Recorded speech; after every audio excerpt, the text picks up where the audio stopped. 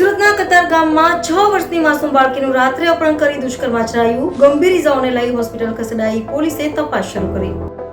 સુરતના કતારગામ વિસ્તારમાં એક શરમજનક ઘટના સમાવી છે. રાત્રે 6 વર્ષની બાળકી માતા સાથે ઊંઘી રહી હતી ત્યારે અજાણ્યા નરાધમે તેનું અપહરણ કરી દુષ્કર્મ આચર્યું.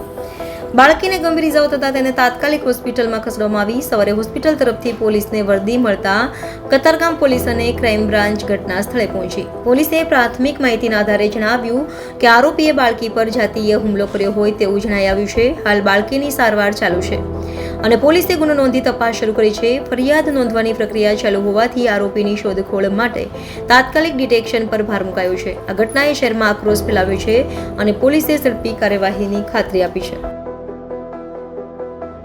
પોલીસ પાસે આજે સવારે સ્મીમેર હોસ્પિટલથી એક વર્દી મળી છે. બહુ ગંભીર પ્રકારની બનાવ બનેલ છે એવું જણાવવામાં આવે છે, જેની અંદર એક 6 વર્ષની દીકરી છે જે રાત્રે એની મમ્મી પાસે આ જગ્યા જે છે એની પર સૂઈ ગયેલી હતી. કોઈ અજાણ્યો ઈસમ છે એ છોકરીને ઉપાડીને એની પર સેક્સ્યુઅલ એસોલ્ટ કર્યો હોય એવી પ્રાથમિક માહિતી વર્દીના આધારે જાણવા મળેલ છે.